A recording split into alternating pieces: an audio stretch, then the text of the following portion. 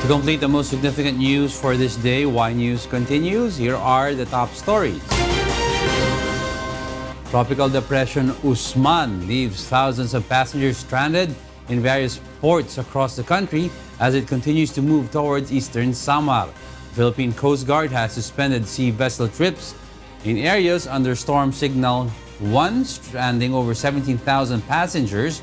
A total of 116 vessels and 24 motor bangkas were also prohibited from sailing.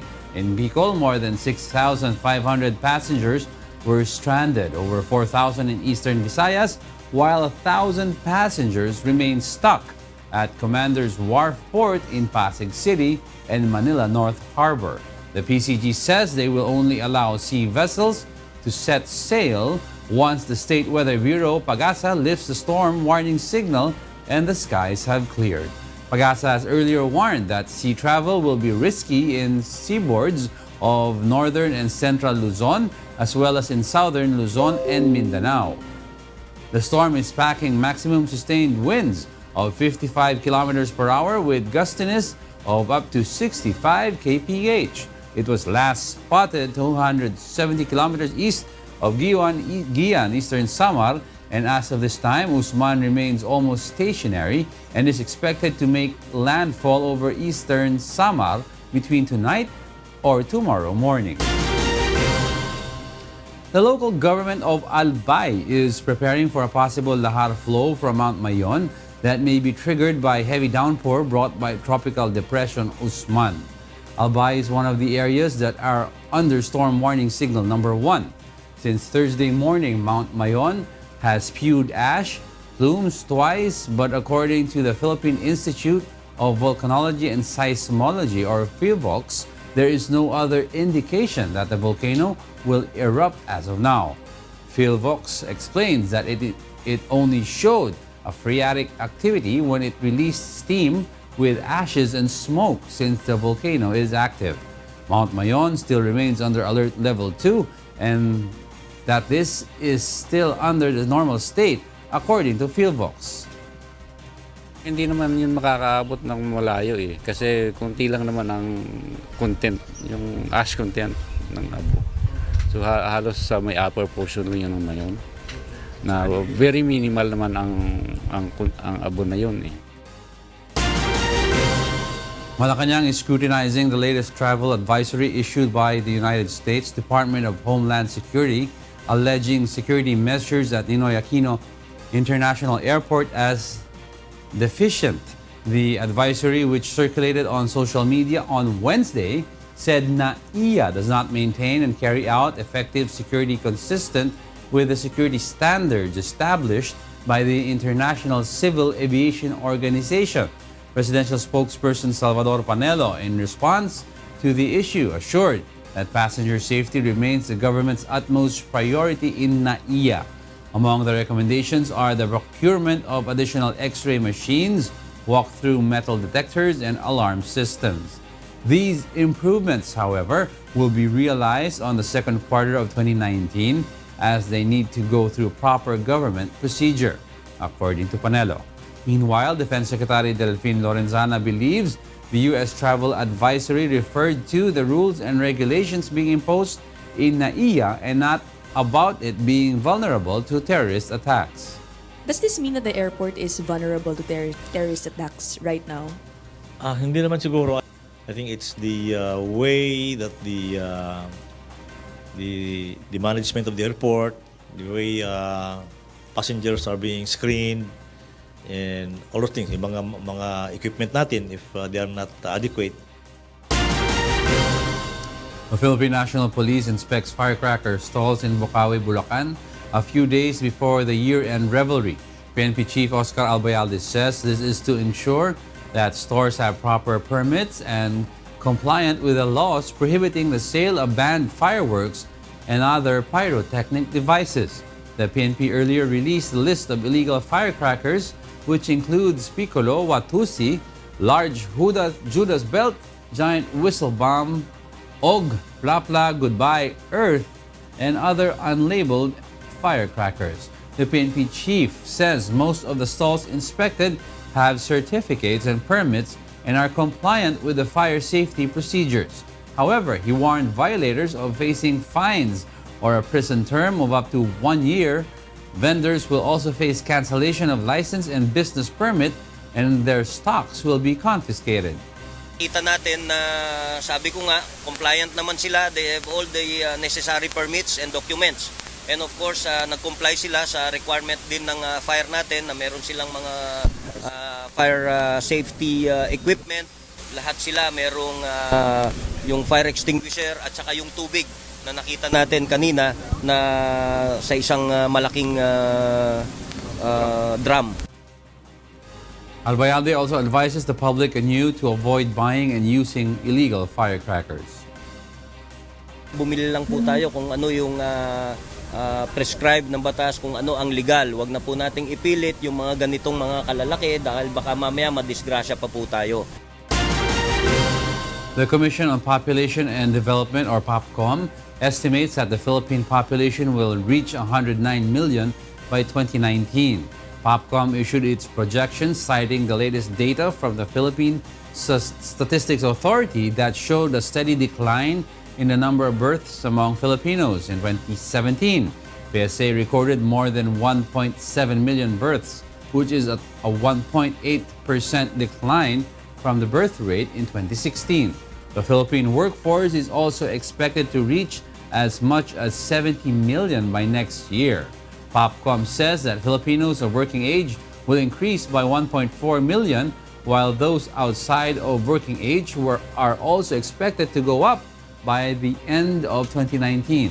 This means, however, that the government will be compelled to open more job opportunities for the growing number of workers, not to mention the current 18% of the country's population who are underemployed and unemployed.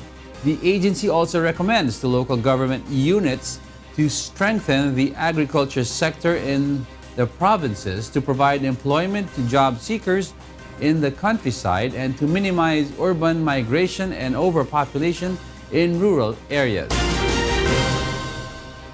Police Special Investigation Task Group has released the facial composites of 2 individuals allegedly involved in the killing of Ako Bicol Party List Representative Rodel Batocabe.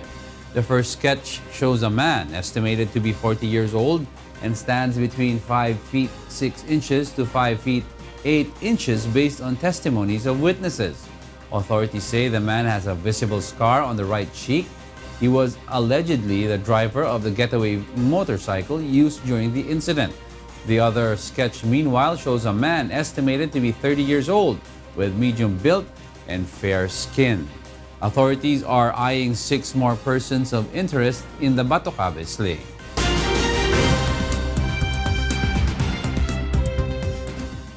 And for the news abroad, here's Stephanie C. live from Hong Kong. Stephanie, good evening. Good evening, Diego. Residents of the Opal Tower in Sydney, Australia, were told to vacate their homes for a second time just days after cracks were initially reported in the building. Nina Bascon tells us why. Hundreds of residents of a tower block in Sydney began leaving their homes for a second time in 5 days on Friday, after cracks were initially discovered in the building on Christmas Eve. The builder of the Opal Tower, Icon, told residents at a heated meeting on Thursday that they would have to vacate their homes for up to 10 days so that a prompt investigation of the building could take place. Angry residents complained about being forced to leave their apartments. In the first place, you asked her to live back. Now you ask her to evacuate again. So 10 days is just an estimation. So how long should we wait? No, I can't guarantee whether the residents will be back within 10 days. Residents began hearing cracking sounds on Monday, December 24, forcing emergency services to evacuate the tower and neighboring areas, anticipating the collapse of the building. Icon later confirmed that a precast concrete panel had collapsed on the tower block, which was only completed earlier this year.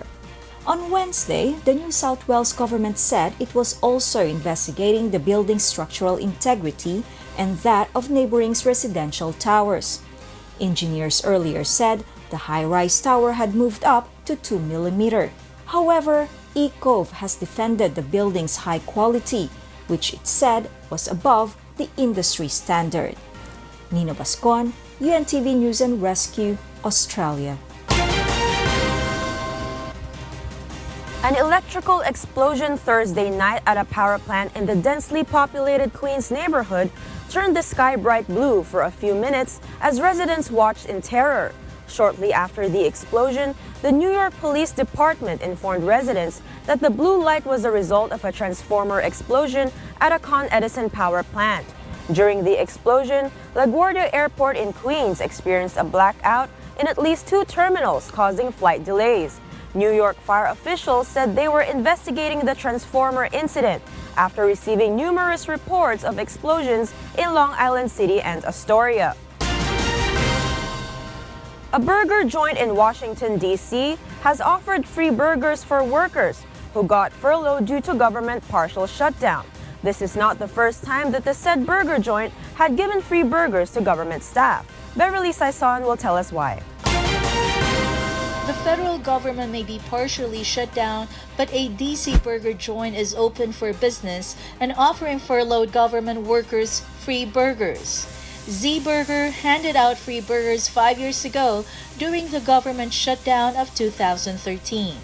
Back then, the shutdown lasted for over 2 weeks and almost put Tabibian out of business when he handed out over 15,000 burgers. This time, he said he will take it day by day. Despite the financial risk, Z-Burger employees really feel bad for the furloughed government workers and want to help. We hope that we can get the politicians into Z-Burgers and they can sit over a nice juicy burger and hammer this thing out and get these good people back to work. Customers are moved with the store's advocacy, hoping the others would follow. He's been a great member of the community, and it's really a testament to the food that he serves and his commitment to the people, and to give him a break. I think it's excellent. We need more people like that. Z-Burger owner Peter Tabibian said he even hopes the burgers can draw in feuding politicians to help them work out a deal. I mean, this is over a burger, you can solve anything. The shutdown is now on its 6th day. Lawmakers returned to Washington on Thursday with no quick end in sight. Beverly Saison, UNTV News and Rescue, USA. Saudi King Salman implements a major cabinet reshuffle amid international pressure over the killing of journalist Jamal Khashoggi. Meanwhile, the Democratic Republic of Congo announces the suspension of the voting for the presidential and parliamentary elections in 3 cities to March 2019. Eileen Cerudo tells us why. In Saudi Arabia, King Salman has appointed former Finance Minister Ibrahim Al-Assaf as the new foreign minister in a major cabinet reshuffle, which also included changes to key national security posts. Assaf, who was detained briefly in the anti-corruption crackdown launched by Crown Prince Mohammed bin Salman last year, replaced Adel Al-Jubeir, who was shifted to a more advisory role as Minister of State for Foreign Affairs. The king appointed Abdullah bin Bandar bin Abdulaziz to replace Prince Miteb bin Abdullah as Chief of the National Guard, and ordered a reshuffle of Saudi Arabia's political and security council. The reshuffle came with the Saudi government trying to deal with the intense international pressure over the killing of Saudi journalist Jamal Khashoggi at the Saudi consulate in Istanbul in October. In UAE, the embassy of the United Arab Emirates in the Syrian capital of Damascus reopened on Thursday with the UAE flag being raised again for the first time in more than 7 years. The reopening of the embassy marks the first state of the Gulf Cooperation Council to resume diplomatic work in Syria. All Gulf states had closed their embassies in Damascus after the Syrian crisis erupted in 2011. And in Congo, the Democratic Republic of Congo's Independent National Electoral Commission announced on Wednesday that voting in 3 towns for the country's presidential and parliamentary elections will be postponed until March 2019 because of an Ebola outbreak and unrest. Close to 1 million people will be affected by the delay in towns of Beni and Butembo in North Kivu Province and Yumbi in Banduru Province. Local residents are voicing displeasure with Senni's decision to delay the vote. Despite the delay in those towns, over 40 million people in the country are still expected to go to the polls for the vote on December 30. Eileen Sarudo, UNTV, News and Rescue. And those are the news from the other parts of the globe. Back to you, Diego. Thank you, Stephanie C. Live from Hong Kong.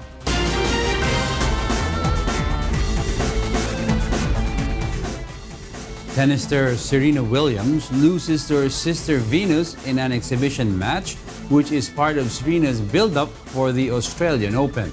Meanwhile, the head of Russia's anti-doping agency appeals to President Vladimir Putin to take steps to prevent Russia from being ostracized again in global sports. Victor Cosare tells us why. Serena Williams lost to her sister Venus on her return to the court at the Mubadala World Tennis Championship on Thursday. Venus won a super tie break 4-6, 6-3, 10-8 in Abu Dhabi to triumph over Serena, who was playing her first competitive match since she lost a controversial US Open final to Japan's Naomi Osaka in September. The exhibition match is part of Serena's build-up for the Australian Open, where she will try to equal Margaret Court's tally of 24 Grand Slam single titles. The head of Russia's anti-doping agency urged President Vladimir Putin on Thursday to ensure that federal investigators handed laboratory data to the World Anti-Doping Agency to prevent Russia once again being ostracized in global sports. Rusada is on the verge of suspension after WADA was last week denied the promised access to data from Moscow's anti-doping laboratory. A WADA Commission independent report had found that the lab was involved in a huge state-sponsored doping scheme, a scandal that eventually resulted in Russia's exclusion from sporting events during the 2018 Olympics. Rusada was conditionally reaccredited by WADA in September despite opposition from athletes and sports authorities around the world, but will lose its status again unless Russia's investigating committee, which is holding the data for its own probe, hands it over by the end of the year. Former Los Angeles Galaxy coach Sigay Smith, who won the most games in MLS history, died on Tuesday at the age of 65. Smith, who had a history of heart problems, was hospitalized 3 weeks ago in need of a heart transplant. He resigned from leading the Galaxy in September. His other career highlights included 5 US Open Cups, the CONCACAF title in 2000, and 3 Supporter Shields awarded to the team with the best regular season record in MLS. Victor Cosare, UNTV News and Rescue. Filipino designer Mac Tumang surprised fans late Wednesday when he revealed photos of the third gown of Miss Universe 2018 Catriona Gray. In a Facebook post, Mac shared the third gown he designed for Catriona, supposedly among the choices for her Miss Universe evening gowns. The one-shoulder gown in teal blue and gold was dubbed Perla Oriente, or Pearl of the Orient Seas. Like Catriona's 2 other evening gowns, Ibong, Adarna, and Mayon, this third gown also reflects the Philippines. Mac said the piece is an extolment of the Philippines. The designer also posted a short clip of Catriona wearing the Perla Oriente. Catriona made online buzz when she made her iconic lava walk and slow-motion twirl during the preliminary competition, where she wore the Philippine Adarna bird-inspired gown. Before we bid you goodnight, we would like to advise our viewers that Y News will be preempted on Monday, December 31, 2018. To give away for UNTV's 2018 Repaso coverage, our station's year-end special. Regular programming for Y News will resume on Tuesday, January 1, 2019, God willing. And those are the reasons behind the news, December 28, 2018. On behalf of Rheena Villamor-Camara, I'm Angelo Castro III. Because we need to know, we will always ask why. Good evening.